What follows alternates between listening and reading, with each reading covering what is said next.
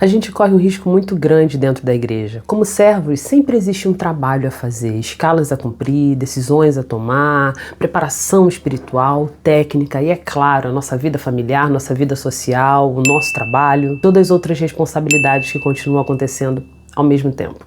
Mas no meio de tantas demandas, existe uma pergunta que talvez precise ser feita com mais frequência.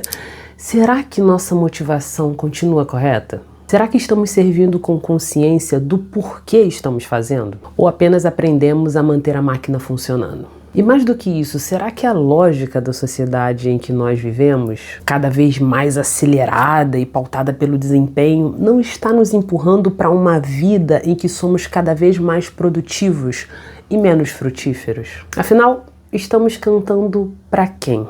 É sobre isso que eu quero conversar nesse vídeo. Quem serve na igreja conhece essa rotina. Se a pessoa ministra na música, por exemplo, existe o tempo de aprender o repertório, ensaiar em casa, chegar na igreja mais cedo, montar o que precisa ser montado, participar do culto e muitas vezes sair depois que todo mundo já está até em casa, porque ainda existem coisas para guardar e organizar. Além disso, tem uma preparação que vai além da técnica.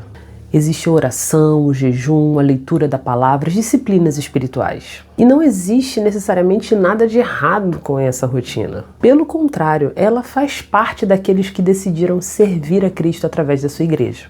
O problema acontece quando, depois de muito tempo fazendo isso, a gente não para pensar o porquê que a gente está fazendo.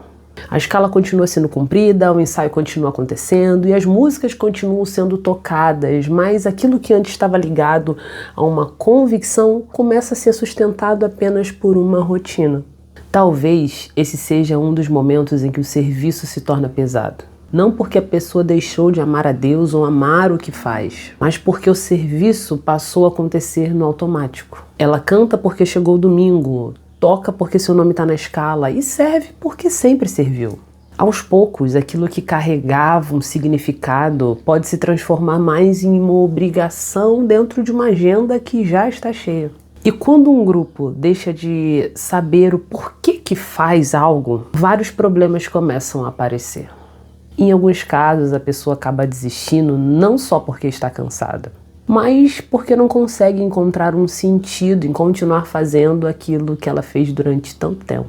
O cansaço aparece como explicação mais evidente e ele é real. Existe uma rotina que envolve igreja, trabalho, vida pessoal e as responsabilidades que não diminuem só porque a pessoa está disposta a servir na igreja. Mas talvez exista uma camada anterior que também precise ser examinada. Nós vivemos em uma sociedade que aprendeu a organizar boa parte da vida pela lógica da produtividade. Nós contamos as tarefas que cumprimos, os projetos entregues, as reuniões realizadas, os cultos organizados, as músicas que são aprendidas, tudo ligado ao resultado alcançado. Aos poucos começamos a aplicar essa lógica de produtividade a qualquer preço dentro da igreja. E acreditar que estar fazendo muita coisa significa estar frutificando. Só que produtividade e fruto não são a mesma coisa. Uma pessoa pode estar extremamente ocupada na igreja e não estar frutificando. Mesmo cumprindo as suas responsabilidades, ela pode estar se distanciando da razão pela qual ela começou a servir. E é aqui que entra justamente a pergunta: estamos cantando para quem? Porque não é algo só ligado à música, mas é algo que precisa orientar ou talvez reorientar a nossa vida ministerial. Existe uma diferença entre manter a estrutura funcionando e frutificar. Por isso que Jesus, em João 15, vai trazer uma linguagem de frutificação. Quando Jesus fala com seus discípulos, ele não diz de uma lista de tarefas que precisam ser cumpridas. Ele fala sobre permanecer. Quem permanece em mim e eu nele, esse dá muito fruto. E a ordem importa. Na analogia apresentada por Jesus, o fruto não nasce simplesmente do esforço humano. É consequência da ligação do ramo com a videira. Isso confronta diretamente uma lógica que nós conhecemos muito bem. Quando alguma coisa não está funcionando, nossa primeira reação costuma ser acrescentar alguma coisa. Eu preciso planejar melhor, eu preciso aumentar os ensaios, eu preciso reorganizar a equipe, eu preciso criar uma nova estratégia ou até mesmo começar um outro projeto. E em muitos casos essas decisões são necessárias. O problema é achar que toda crise ministerial tem que ser resolvida aumentando a quantidade de trabalho ou mudando a estrutura e rotinas. Existem momentos que não é o fazer, mas é se perguntar o porquê nós estamos fazendo. Uma máquina precisa funcionar, mas Jesus não utilizou o exemplo de máquina. Ele falou de ramos ligados a uma videira. Um ramo não produz vida de si mesmo. Sua capacidade de frutificar depende da permanência na videira. Quando levamos isso para o Ministério de Louvor, algumas prioridades começam a ser reorganizadas. É importante saber a música, preparar o arranjo, escolher bem o repertório, chegar no horário e fazer com responsabilidade e excelência aquilo que Deus nos chamou para fazer.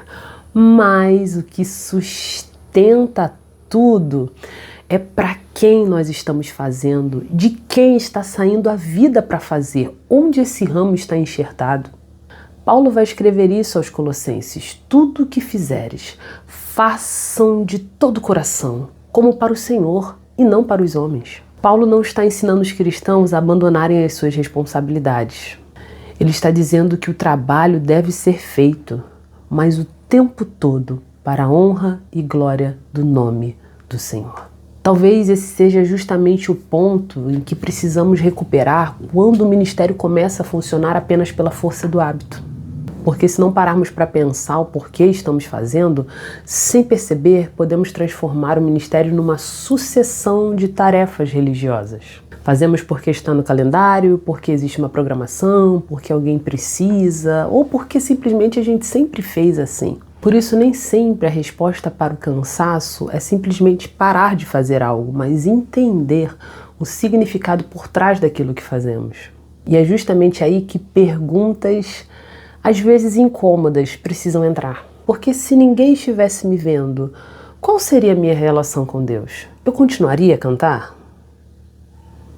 Se não houvesse o espaço bonito para eu me apresentar, um ministério junto de mim, eu ainda estaria cantando?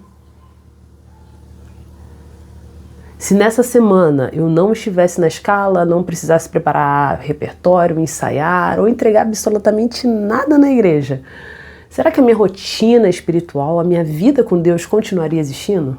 Talvez por isso a pergunta "estamos cantando para quem?" seja mais profunda do que a gente imagina, porque ela não pergunta apenas quem está ouvindo, ela pergunta o que determina a minha motivação para continuar nos dias maus, para continuar nos momentos difíceis, para permanecer, mesmo quando está doendo. Podemos ter uma agenda cheia, uma equipe funcionando, um repertório bem preparado, uma programação acontecendo exatamente como planejamos, mas nada disso sozinho responde à pergunta se estamos frutificando.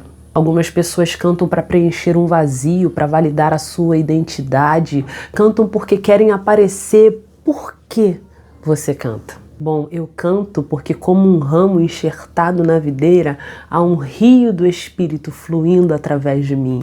E eu quero transbordar desse rio para a vida das pessoas. O cantar é uma forma de adoração, é uma forma de agradecimento, é uma forma de evangelização. Eu canto por causa de Deus, para Deus e por meio de Deus.